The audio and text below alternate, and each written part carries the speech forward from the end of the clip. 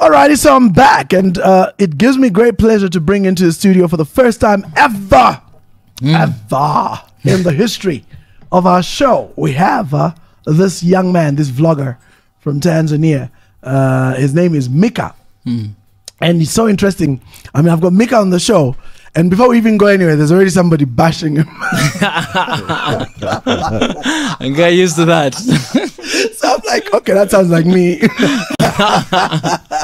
But either way, we're glad to have you, Mika. You're more than welcome. Thank you so much. Thank you for this opportunity, and it's my honor to be here to meet up with you face to face and to talk to the people of Africa. Thank you very much. I don't take this for granted. Indeed, my brother. No, anytime, my younger brother. Yes. But so for those who don't know you, I know I read your profile, but yes, just in simple words, who's Mika? Mika is just a country boy who's born in Tanzania, somewhere southern part of Tanzania called Iringa in 1993, January 5th, Tuesday, 2 a.m. in the morning. Okay, too much detail. But that's nice. Yes. Okay.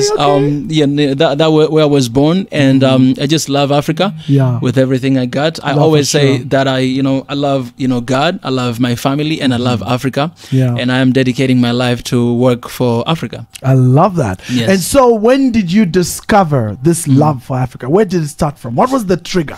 Actually, it happened in 2013 when I went to South Korea for my bachelor studies.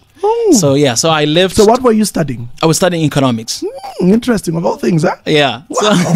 Okay. So I left Tanzania as a Tanzanian, went to South Korea, but when I went there, I realized that Koreans, they don't really know some countries in Africa. That's right. So when they look at me, they were not calling me Tanzanian, but they were calling me African. So if you mess things up, if you're from Nigeria or from Tanzania, they don't say Nigeria. They just say Africans. Exactly. That's how they see Africans. From that moment, I got to know that, I never thought myself as an African. I was always proud to be Tanzanian. That's right. Yeah, but here where I am, as long as you're black, you're an African, and they will treat you the same. It doesn't matter where you're from, whether US or UK or Africa, it doesn't matter. So that's when I realized that, I really need to I realized myself as African, and I began to behave like that. So I saw this heavy weight on my shoulder that whatever I do, it must represent Africa. And I felt like responsibility to actually represent Africa in a good way. And that's when I began even this mission, what I'm doing right now. Wow. So what was your first show? What was your first topic? And did you go straight into vlogging, or did you first start blogging, writing? How did you find yourself on this platform? So in YouTube. First of all, I started by doing multiple shows in Korea. So I did a lot of broadcasting with national television there. Really? Yeah. So how did you get into that space? That should be interesting. Actually, so the first day, I just received a DM from my Instagram, right, from this one writer from this one major television station in South Korea. Can I name the name? Yes, please. Please feel called free. KBS, like Korean Broadcast System. And so that's like one of their major. That's number one. The national. Exactly. Oh, neat. Yeah. So they have this one show called My Neighbor's Chaz, and the concept is they just film or they document the life of foreigner in South Korea, like the entire life in 1 hour. Oh, in 1 hour. Exactly. Okay. Yeah. So they reached out to me and they say, hey, we would like to film you, and I was like, why not? Go for it. Yeah. So for the next month, they were just going with me everywhere, in my home, in my church, in my school, in my part-time job, to film my life.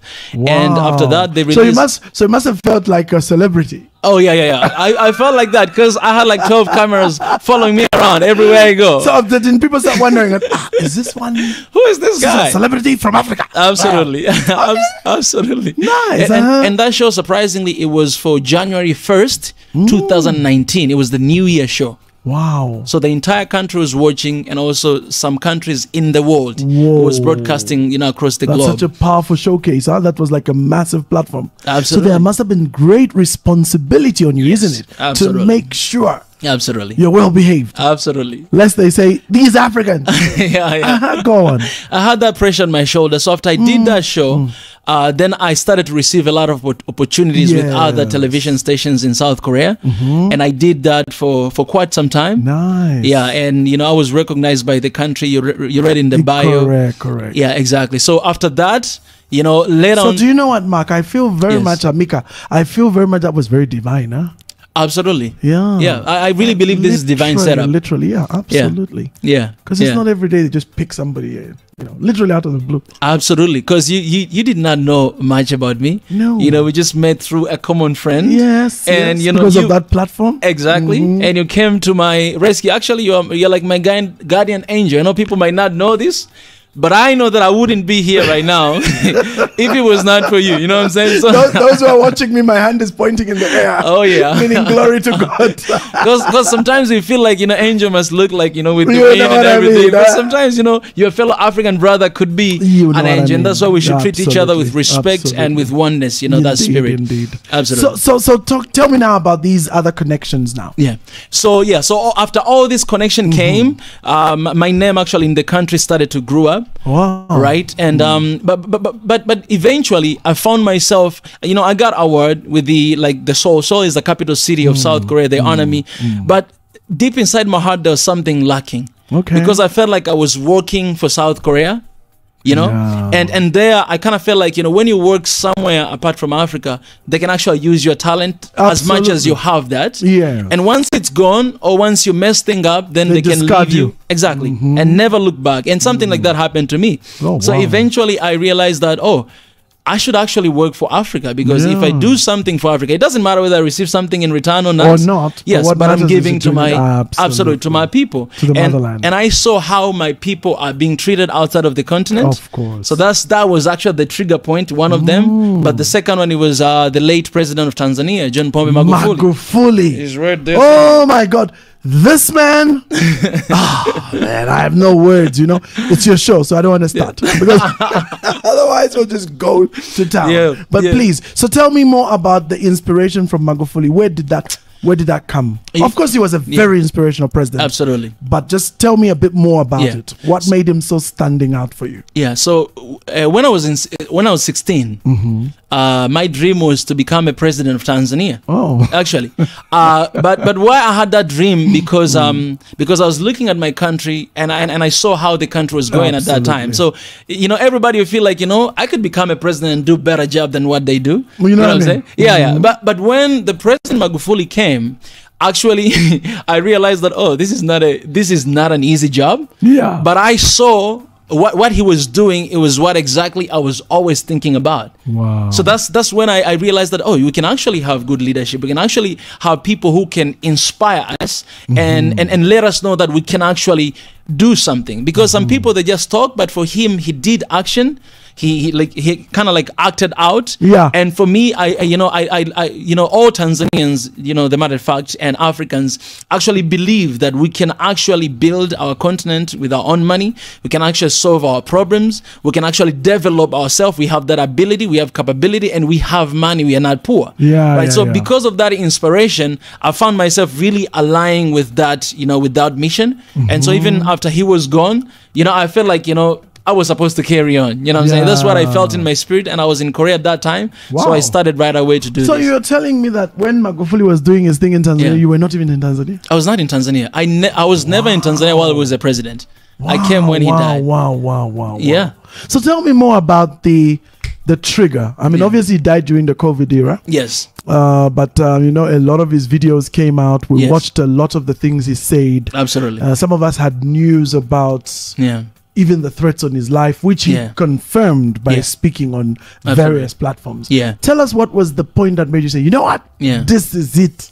I kind of felt like, when he was there, he did a lot of people for the country and for Africans, a lot of things. And he sacrificed his own life to do that. Yeah. But I felt like I was not there for him, if you know what I mean. Like, I felt like I was not behind him that much when he was doing it, because we felt like, this guy is doing it. So it's like just cheering from the sidelines. Yes, but I was never really there up front and to be like, yes, this is what we need. I was somewhere behind the scene, you know what I'm saying? But after he died, that's when I realized that, we don't have anyone who can fight for us anymore. Yeah. So I think that was really, and I remember I was having a session in one of the broadcast system in Korea, and when I got that news, I had to cancel because I was not able to do that interview. Oh, shame. I left, I went back home, and I was like, oh wow, this just happened. Because in Africa, we have a lot of leaders who are doing great things in the past, and a lot of leaders who are doing great things, they don't really last long. You know what I'm saying? Good things always. For sure. Exactly. So I was like, no.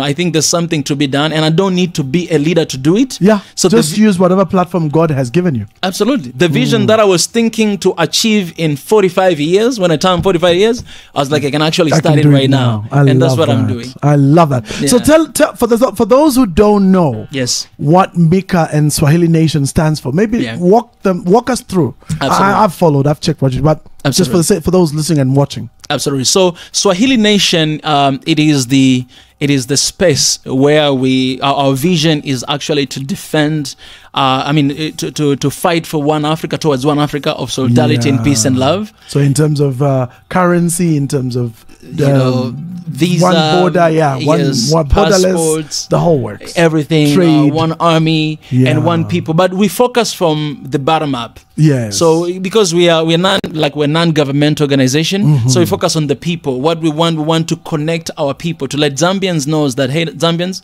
you and us Tanzanians, we're one people. That's right. We know we have these borders, but these were created by colonizers to divide us and to conquer us. 1885. Absolutely. Yes. So the only way for us to conquer that is by coming together. If they divided us and conquered us, then we need to come together and strive and thrive. That's the only solution. And Nyerere said, without unity, there will never be there will never be a future for Africa. Yeah. And that's why we came up with this initiative.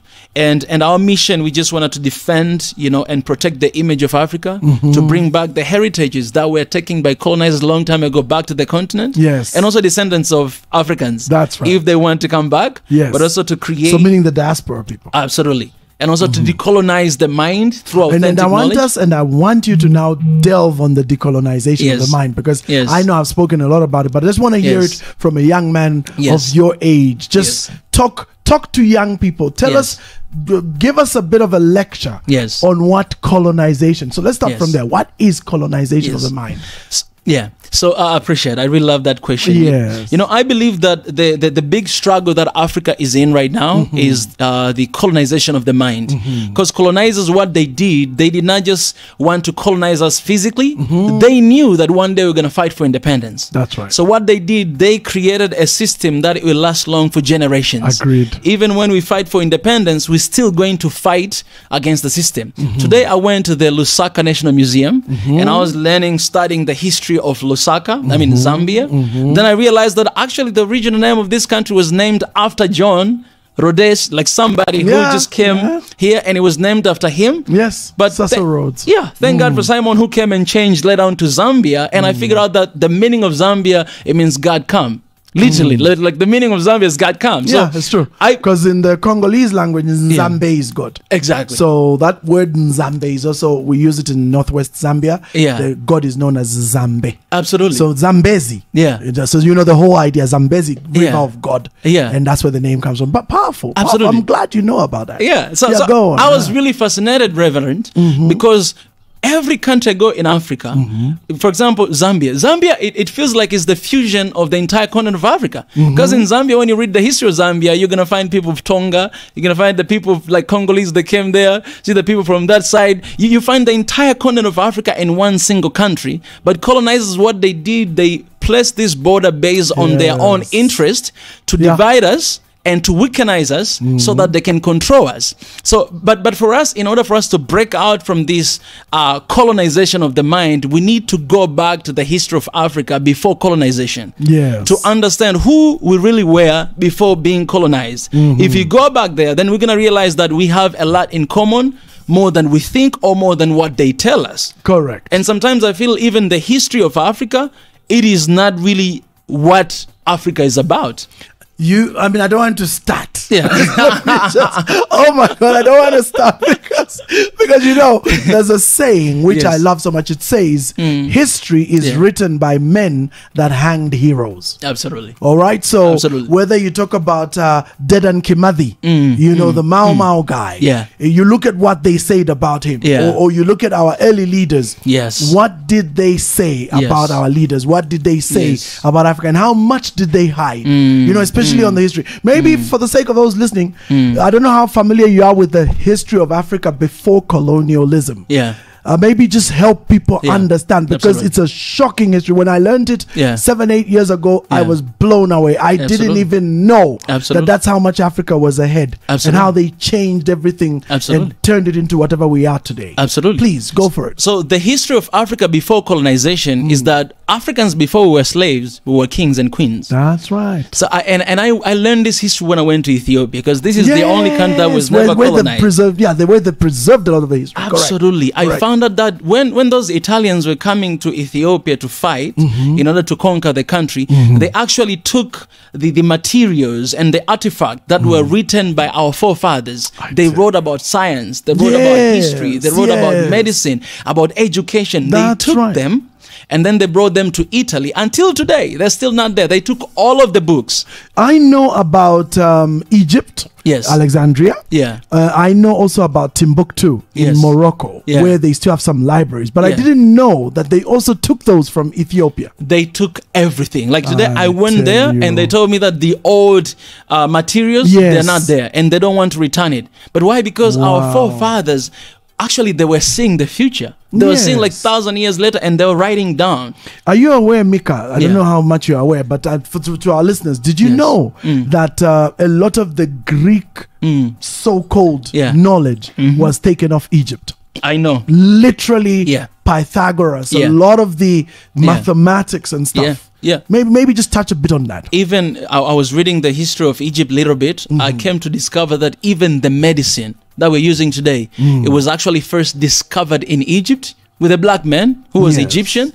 But 100 years later, this guy from Brica, this is the one that we see in history right now. They say he discovered, but there was another black guy who discovered a long time ago. Civilization, development, the architect. If you go to Ethiopia looking at the architect of the country, it was built by our people. Do you know, like now that you mentioned that, there's that story, very amazing place. There's a place where they cut an entire church. Oh my God! You know, on the mountain. Yes, I know. On the mountain of rock. Yeah, like I know. One continuous rock. This was done 600 AD. My God, 600 AD. And that one, it was built on top of the rock. Another one is built inside. Lalibela. It's called Lalibela. It's one of the world wonders. Yeah, you know what I'm saying. And that was done by Africans 600 years after, before even colonization came. What I mean? Don't get me Let's get you started. Go for it. I love this. Don't get me started even about Christianity. I know we have different kind of people, right? No, but even this, a lot of Africans are struggling with Christianity idea because they feel like this is what brought colonialism. But what they don't realize is that before colonialism, Christianity was there already in Africa, and it was in Egypt. So these guys that just came and they just started to manipulate it. Do you know what I call it? Yes, they Trojan horsed Christianity. So they basically took Christianity as a Trojan horse and then placed their culture and their colonial thinking inside of it. Let me say something, because you've really provoked me. Yes, we Africans. And this now relates to our leaders. The first group of leaders that we had in the, post-independence. No, it's a pre-independence. The Moseses. We are like the Egyptians. Also not the Egyptians, the Jews. The what are they called? The African leaders of yesteryear were like Moseses. They were literally divinely picked, the Nyereres, whoever. And then what they did is they carried us out of Egypt into the wilderness. But here's the challenge, Mika. Oh my God. They never took Egypt, the promised land. No, even Egypt never left us. Now speak collectively now as Africans. Not me, not you. We're conscious. But I'm talking about collectively as a people. Egypt never left us. Egypt, and you see, and that's the secret that these guys used. They taught us their language. They gave us their names. They gave us their culture. Posed as religion, but it was basically their culture. Absolutely. And so they messed us up. And we've been in an identity. For me, I always say Africa suffers from two things. Misidentity, miseducation. Wow. Pick it, go with it, pick it. You know, sir, I don't want to start talking. You remind me when I was in the Lusaka National Museum today. I saw one of the system that they used. I saw the passport. You know, they initiated passport, and they said whoever is gonna have passport will be a free man, but anyone who doesn't have passport will be a slave. Wow. But in order for you to have passport, you need to be elite. Maybe you need to be educated. Yes, you need to you need to have connection with your master. Correct. So most of the people who did not have, they were slave. Even though slave trade was already abolished. Yes. The same thing with marriage certificate. It started then. The same thing, the certificate of your vehicle or your dog. Yeah, and your bicycle and everything you needed to have a certificate. And what surprises me is that even today, Africans, we know the history of Africans. Our leaders knows that, and they know that it was the system to actually enslaving us. People. This is supposed to be the right to everybody, but why are we keep entertaining this? Today, if I want to move to another country, I need to hold my passport. Yeah. And I need to apply for visa. And you and I, we're black people. Oh, yes. We are from the same root. We're even Bantu, for crying out loud. My God. Yeah. I came to Zambia. You know, please go for it. You speak Swahili. I was surprised. I did not know if Zambians speak Swahili. You know, and even some of the local, like Bemba language, some of the words are they're literally the same. Absolutely. Basically, when you look at the kingdoms of Africa, for instance, I can talk about Angola kingdom, because it was not Angola, or Congo kingdom. When you look at them, before colonization, the Bakongo kingdom. Thank you so much. That's right. Then you realize that our people were actually one. We were doing all this barter trade. Of course, we were fighting some, here and then, but we are always living as one people. You know what I'm saying? If you want to collaborate with Gola Kingdom, then your king will send Dora and this and that, and that's kind of relationship we had. But when they came, they had to put these borders, and they had to put the system of passport, the system of visa. That if you want to move from Nakonde to enter to Tanzania, you need to have literally. There's no wall, there is no river, there is no... The only thing is just a line. They just tell you this line here. Exactly. So in Tunduma and Nakonde, there are houses that sit in both countries. Absolutely. You know what I mean? I was surprised. Yeah. I was like, okay, countries. now I'm in Zambia, I'm in Tanzania, I'm in Zambia. But today, 60 years later, later, we still don't do a thing about it. No. And this is, we are to blame. Because our forefathers, they actually fought for us to bring about independence, but it was not complete. Yes. And in we most needed of somebody cases, to take us to what you said. Absolutely. To the promised land. So we needed Joshua. Absolutely. And we are the Joshua of this generation. Because we must be willing to learn our history, and at the same time we must be willing to admit that our differences is actually the pillar of our unity. Yeah. We need to hold on to that. We don't need to abandon them. Okay, you're from Zambia. Okay, that's come from Tanzania. We're one people. You have differences. You speak this. It doesn't matter. But we're one people. We're Africans. Yeah. Even if you have kids, all of them, they're not going to look the same. They're not going to have the same behavior. Some of them, they'll be coming home late. Some of them, they'll be, oh, thank you, daddy, and everything. But they're your kids. They're your babies. That's right. How can you reconcile, them? And I think this is the big question that we need to pose to African Union and to our leaders, that, where we are today and how much we're struggling today, it is because of now, Mika, us. Look at your age. Look at how young you are. Yes.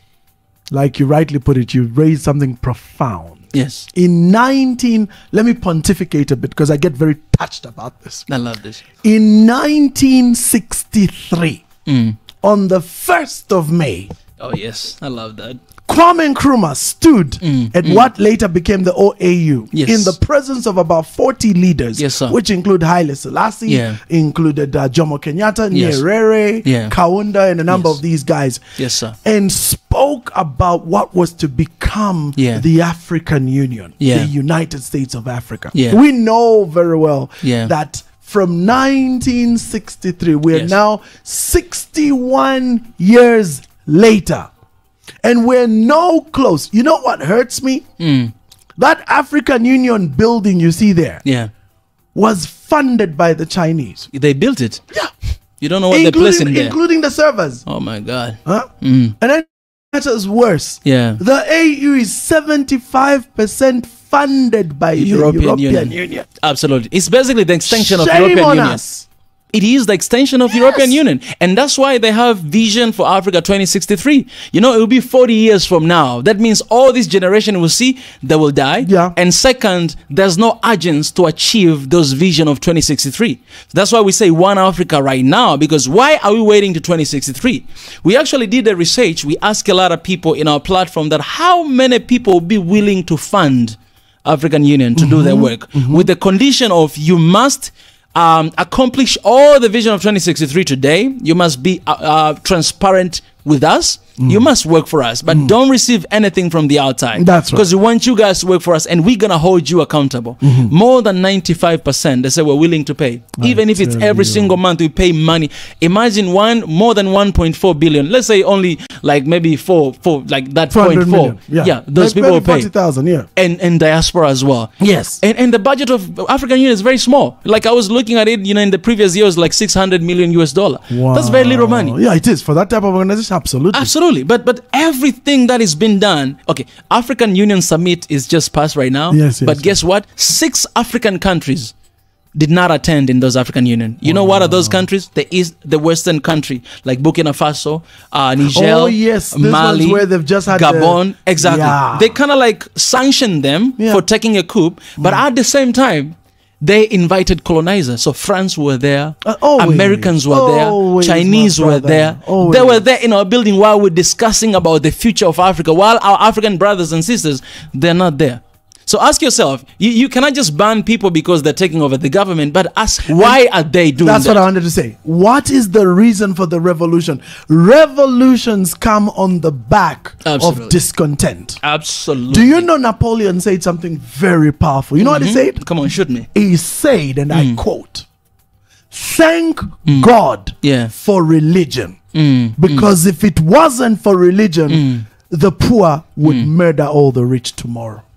Oh my God. Yep. That's very profound. Napoleon said that. That's very profound. Yes. And then do you know what Henry Ford said, just to add salt to injury? Yes. Henry Ford said, and I quote, "If the common man Yes. knew how the banking system operates and how we sustain the entire monetary system, there'd be a revolution tomorrow. We'd close." Oh my God. Henry Ford said that. Nathan Rothschild said, and these are his words, and I could be missing a word, I could be adding a wrong word, but this is generally what Nathan Rothschild said. He said, "Give me control of a country's money and I care not who sits in its power." Oh my God. You remind me of what Thomas Sankara said. Yeah. Whoever feeds you controls you. So if more than 70% has been funded by European Union, who is really in charge? The European Union. You're not simple. Simple. And that's why they cannot achieve this vision that they want to achieve. Because European Union, they don't want it. No. One of the most scary things that Western countries, they don't want to happen to Africa is unity. Agreed. And that's why me and you, we are enemies. Yes. We'll be attacked, we'll be targeted, we'll be monitored. Yes. We'll be followed. Some people love us but hate us at the same time. Yes. Because what we fight for the truth is decolonization of the mind. Decolonization. I love that word. That we're not, this reminds me, and my brother, what happened in Rwanda, like Rwandan genocide. Yes, yes. When colonizers came, they were telling them that you guys have 3 different tribes, like Tutsi. Yet they were one and the same people. But they were one people, one language, one same people. It's so true, brother. And they were not even calling each other's tribe. Tribe word it was not in Africa's context. We were calling nations. Right. They were nations. Yes. But when they came, they started to favor one group of people against the other one, and they caused that rage amongst people. And that's what they always. You know what they did? Yes. Like, just to really, for those who may not be familiar, the Belgian colonizers, who, by the way, were guided thoroughly by King Leopold. King Leopold. That's right. When King Leopold was sending what are they called? Missionaries to Africa, he gave very specific instructions and told them, you guys, when you get over there, do this and do that and do this, because our aim is to have control of everything. So then when they went into Rwanda and Burundi, they would measure people. So they would say, these light-skinned guys have got Nilotic features.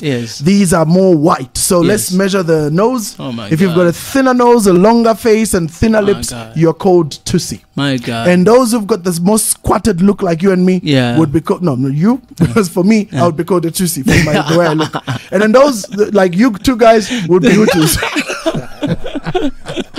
No, like, for real, this is what they were doing. They would even go with a measure. They would be measuring people, like, with a little thing, and then they would label them. Then you know what they did? Then they now educated all the Tutsis. Oh my God. And they then gave them all the good jobs and gave them all the civil servant work. Yeah. So the Tutsis began to advance economically at the expense of the Hutus. Hutus were given the blue collar work, they were given the menial labor. So there began to be resentment. My grandmother, this is true, my grandmother in 1935 with her family ran from Rwanda into Tanzania, those days, Tanganyika, because of the first wars. So these wars started in 1935, bro. Oh my God. And this is not something that started even as early as 1964, when they 61, 60, whatever year that was, when Rwanda got independence and Burundi.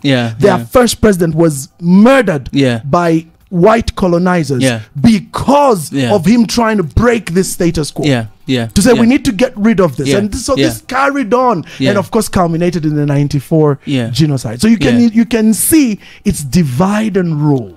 Sorry, I again I took the time. Please, absolutely. Back to you, brother. But I want to tell you, Reverend, you know where this came from? This ideology of dividing and conquer?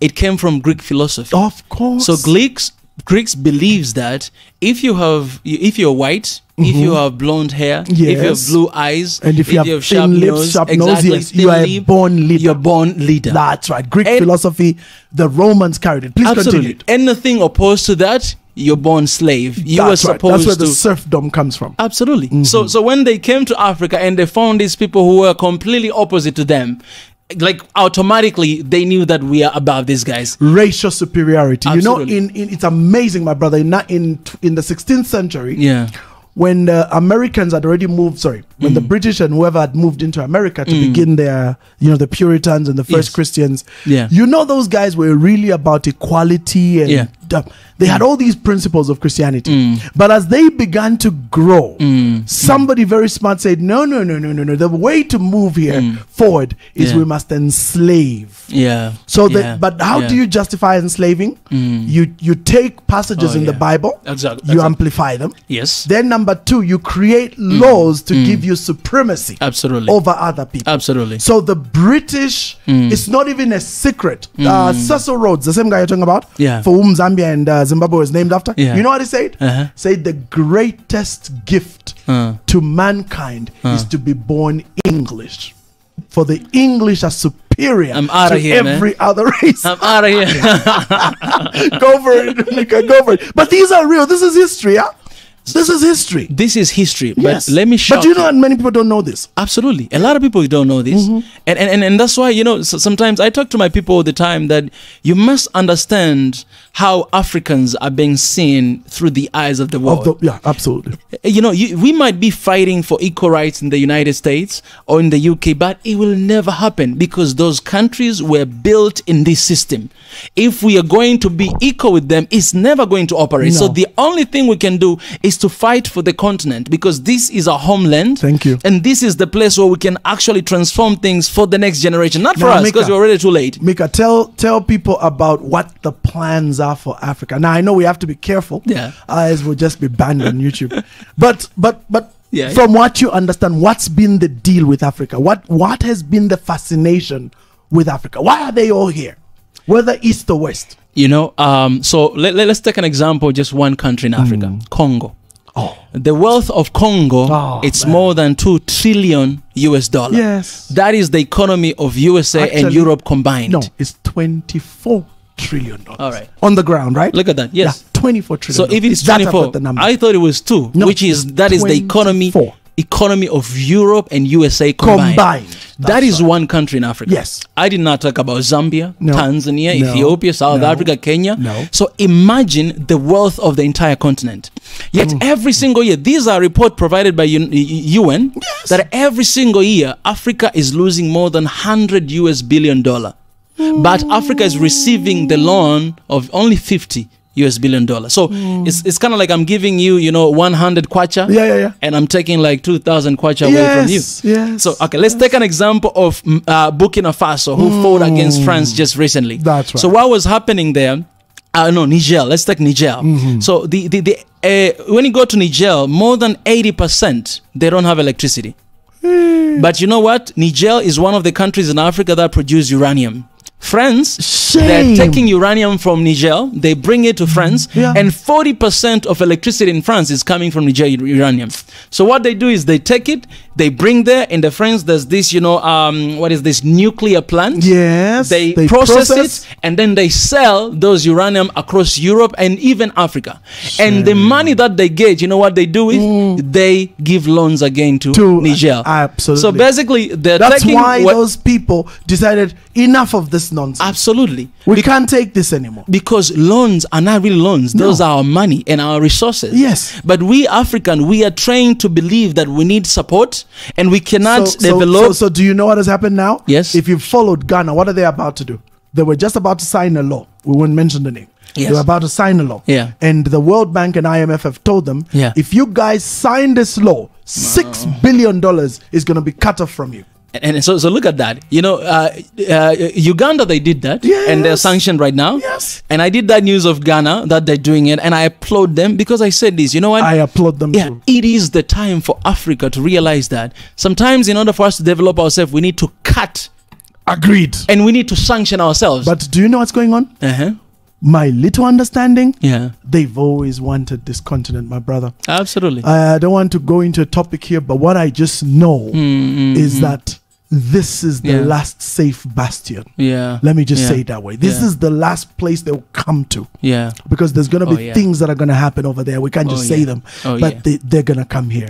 And they already started. Anyway, let's not go there because I was going to start telling you some crazy stuff and then we'd be in trouble on YouTube. Oh my God. But please go ahead. Finish your thoughts. You know, what was I saying?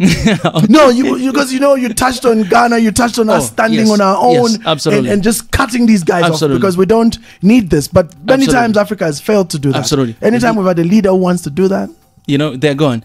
And that's why I think, and I have this conviction with all my heart that Africa, if we cannot wake up today, right now, and come together as a people, not entertaining the differences we have, if it's tribes, if it's religion, if it is color of the skin, if it is, you know, which country you're coming from, if we cannot entertain this and come together as one people, these guys, they don't stand a chance because they need Africa. Like divided we fall, united we stand. That's just a fact. Yes. They need Africa. All we just need to do is just say, forget about your LME and forget about all these markets you have out there. We're going to trade with ourselves. Absolutely. And we can start by doing this. I'll give you three lies, big fat lies. Please go for it, that brother. we believe about ourselves that is not true. First thing, they say there's a developed countries and developing countries. Guess who is developing countries? Africa. But guess what? If you are a developed country, why do you need Africa's resources to develop yourself?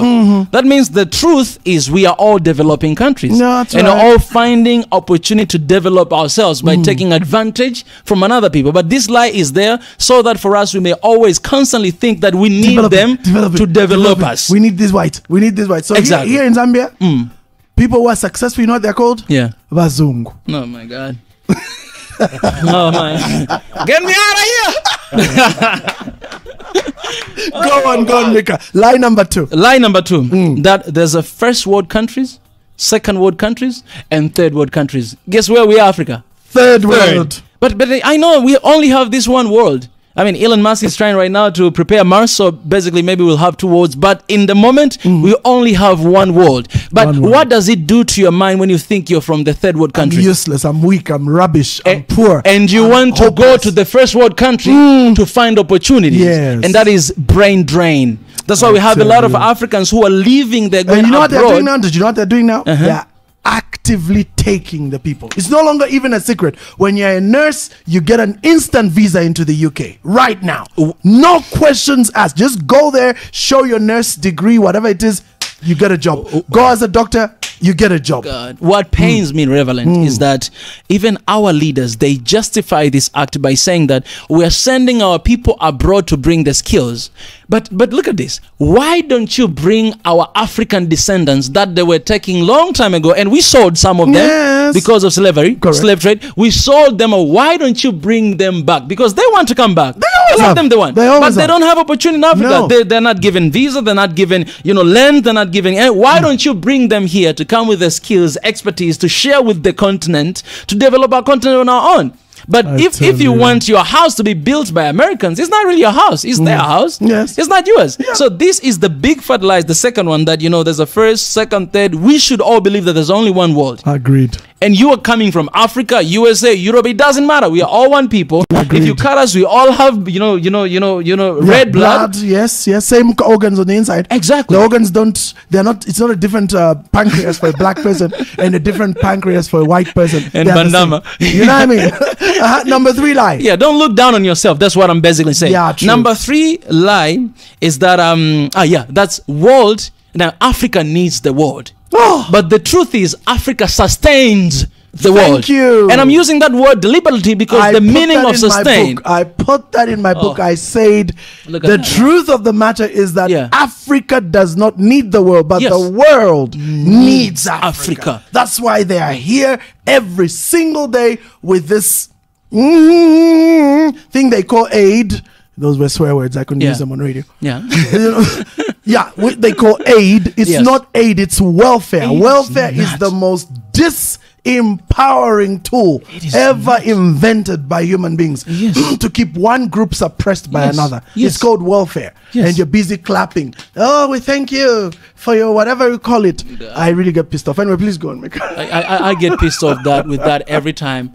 Yeah, I get that pissed off with that every time when I see our leaders, going here and there, asking for loan and aid, that, we need your support, we need this and that. And I'm like, hey, get out of here, man. Africa sustained the world. That means Africa strengthened physically, mentally, the entire world. Agreed. And this world is alive today because of the resources of Africa. Thank you. So if Africa will wake up and realize that and stand on our seat, then we're going to be in the negotiation table. Agreed. That you don't just come and be like, I'm giving you this deal, but we'll be the one that determine that, okay, this is what we're going to give to you. You want it? Get out of here. You don't want you want it? Get it. You don't want it? Get out of here. We're going to look at there. We need to be in the decision tables. Agreed, but we're not brother. there, and we cannot be in that table. And you know what annoys me? We're still begging. Please, put us on the G8, G20, whatever you call that thing. G6, G20. Let's create our own. Yeah. Why do we need them? Exactly. Let's create our own, Absolutely. come together and develop our continent. And I don't know why people, they think this is very complicated. It's not. No. It's actually not, because you can see right now the president of Burkina Faso, what he does for his country. Yeah. You can see his moves, and he has been tried to, to be removed like more than 3 times right now. But, he started this nuclear plant in the Burkina Faso and, gold mining. They're processing in Burkina Faso. Exactly. Sell it to the Arabs. All the students right now, they're wearing local traditional uniform to go to school, right? He is dealing with education. So he's Sankara reincarnated. Absolutely. Closing remarks. We need to wrap up now. Just do the wrap up here. My brothers and sisters, people are really feeling the show. My brothers and sisters, African, Julius Kambarage Nyerere, in that 1963 when he was in Ghana, he said these words, that unity will not make us rich, but it will make it difficult for those other countries, Western countries, to humiliate us. Sir, thank you. And therefore, we need to come together, because if we are working individually, the house that is divided can never stand. Never. All 54 countries, we need to forget for a second about all these borders that were created by colonizers and come together as one people. That we need to fight for the rights. We need to fight for what we already have. And if our leaders, who I call them politicians, because politicians are concerned about the next election. That's right. Leaders are concerned about the next generation. That's Maris right. Monroe said that. Absolutely. You know what I'm saying? I love that. So we don't have leaders who are concerned about the next generation. No. So the only thing that you should pick your leader, you should ask them, what do you think? What do you have a plan about our kids? Yeah. And the generation after that. You see a lot of them, they're working 1 year or 2 years before election. You know why they're there. And also another thing, we need to have a vision for Africa. I tell you. In 100 and 1,000 years to come. Yes. So if we have that vision, every single leader that is coming in the country, or African Union, exactly there. Yeah. If you have other agendas, you can work on them, but you have this thing that is guiding you, that Zambia, in the next 1,000 years, we want to be here, and any president that will come from any party will work towards this. Exactly. So that we may not have individuals who just do things, whatever they want. You have this person building this, and you have another person breaking that and start another thing. Start another thing, and we keep starting all the time. And that's why we are always, we are always here where we are. You get a good leader maybe doing 2 things good, another one in good, like 10 bad things. We cannot reach there. So unity is the only answer for this continent. If we do not realize that today, today, not tomorrow, today, then I'm telling you, we are doomed. And we're gonna be we are already colonized by financially, economically. We never break out from that chain. Religiously, you name it. Anyway, Mika. Yes, sir. Powerful. We need to wrap this baby. We have to end this baby. Thank you, sir. Those of you who've been watching, I hope you learned something here. You need to realize that we must. These are the words of Marcus Garvey, immortalized by Bob Marley. Emancipate yourself from end time slavery. None but ourselves can free our minds. Wow. Marcus Garvey also said, a people without knowledge of their history and culture are like a tree without roots. Oh my God. That's why every person on this continent must learn the real history of Africa. Yes. Not this bastardized history they taught us, where we're running around in birthday suits from 1800 coming forward. We want the real history. Yes. What did the African ancestors achieve in 400 AD? Right, in fact, basically from 3000 BC, you know, through Kemet, right through Alexandria, which was the center of knowledge, right through the Nubians of Sudan, the Ethiopians, and our great kingdoms in you know, Kush and Benin kingdom, and the kingdom of the Mansa Musas and all the Musas of that time, sorry, the Mansas of that time, right through up into the 14th and 15th century, when there was a deliberate strategy to begin destroying Africa. And so today, sons and daughters of our Kebulon, wake up. Wake up, my friends. I am a kingdom believer. I am a kingdom citizen. I believe in Jesus Christ. But I know for a fact that Jesus Christ is also for us. And the key lies in our awakening. But it's coming. Africa's second renaissance is here. Absolutely. Over to you, Nono. Thank you, Rev. There you have it. That's it for today's episode of Prosperity Insights. Be sure to catch the good Rev next week on Thursday, just after 18:30 right here on Hot FM. Coming up at 20 hours, the news, and the final hour, throwback.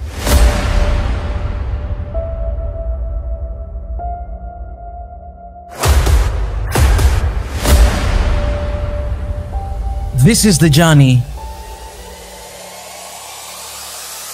to one Africa.